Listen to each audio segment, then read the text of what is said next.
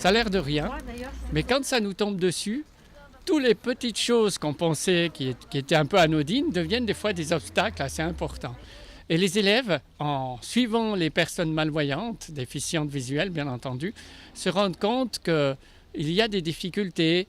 Les petites hauteurs de trottoir, les marches, enfin plein de choses font que dans le quotidien, c'est toujours agréable d'être face à des personnes qui comprennent la difficulté des personnes déficientes. Voilà, c'est un peu le but.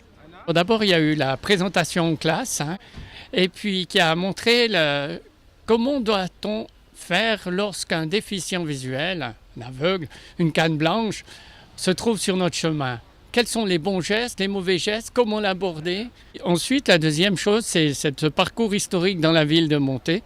Je trouve très bien, parce qu'allier à la fois l'histoire et le problème de la déficience, c'est pas mal. Vous savez ce que c'est, Oui. ces lignes? Oui, oui. C'est la ligne.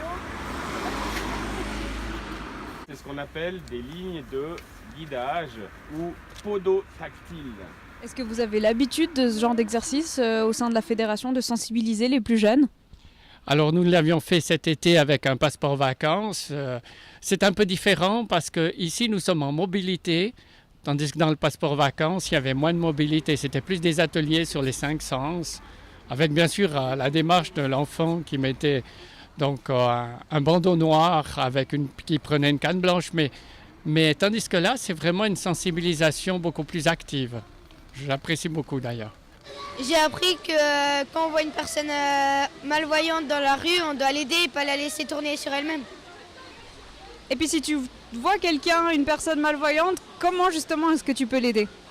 Par exemple, s'il y a quelqu'un qui se tourne sur soi-même, on lui dit bonjour, je m'appelle Adi, et on lui dit vous avez besoin d'aide.